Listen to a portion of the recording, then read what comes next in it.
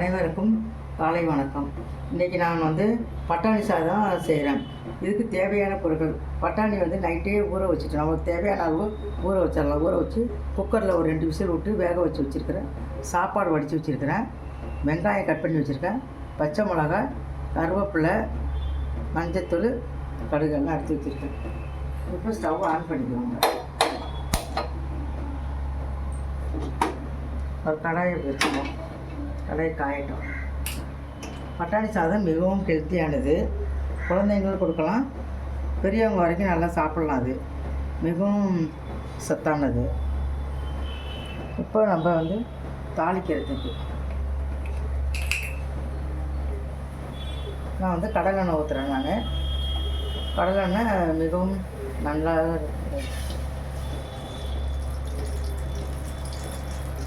தேவையான அளவு கடலெண்ணெய்.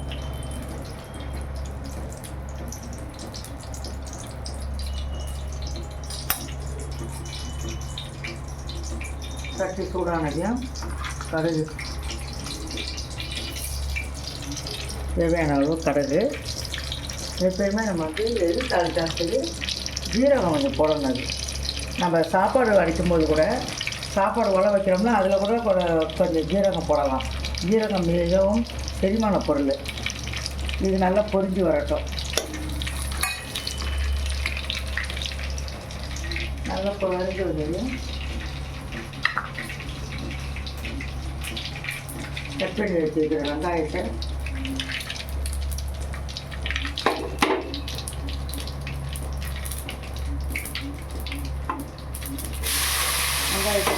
சேர்த்து நல்லா வளர்த்துக்கணும்.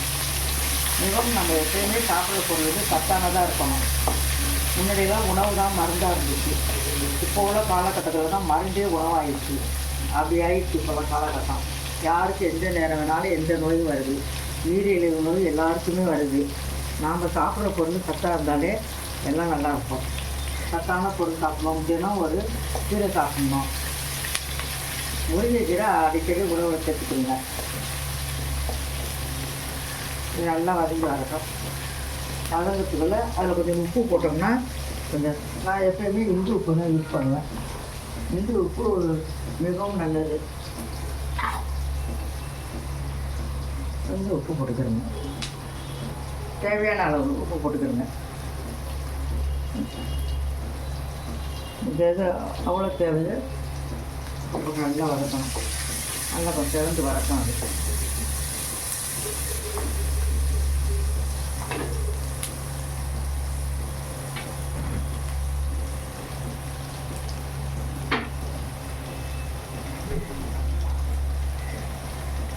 அது அதோடு நம்ம கொஞ்சம் இஞ்சி பூண்டு கூட கொஞ்சம் சேர்த்துக்கலாம்.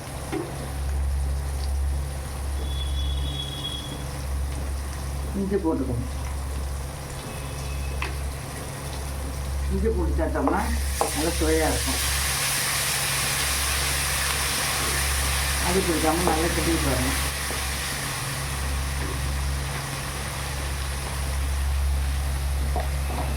அதோடு கொஞ்சம் பச்சை மிளகா போட்டுக்கிறேங்க. பச்சை மிளகா போட்டு நல்லா காரத்துக்கு பச்சை மிளகா தேவையான அளவு போட்டுக்கிறேங்க. உங்களுக்கு எவ்வளோ தேவைப்படுமோ அந்த அளவு பச்சை மிளகா போட்டுக்கிறேங்க. கருவேப்பிலை,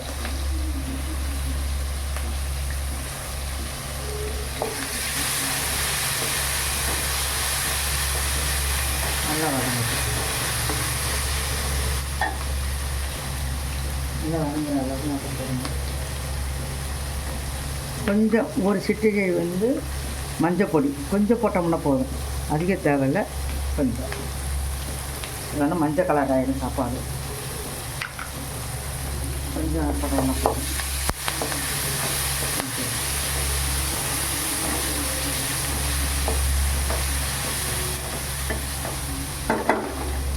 கொஞ்சம் வேக வச்சுருக்கோம்ல பச்சை பட்டாணியும் அதை எடுத்து இதில் போட்டுருவேன்.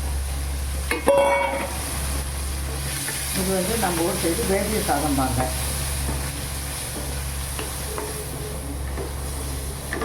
நல்லா இது இப்போ கொஞ்சம் தேவையான அளவு இன்னும் கொஞ்சம் உப்பு போட்டோமா, இப்போ கொஞ்சம் உப்பு கொஞ்சம் லைட்டாக போட்டோம்னா போதும்.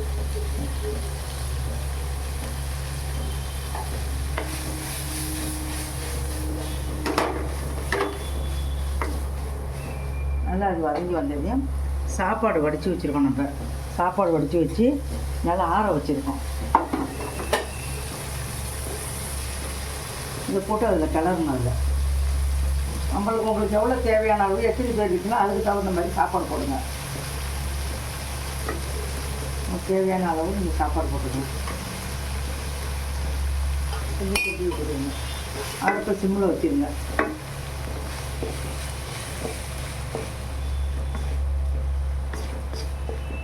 நல்லா கிண்டி விட்டுருங்க. மிகவும் சுவையாக இருக்கும். சத்தான சாப்பாடு இது.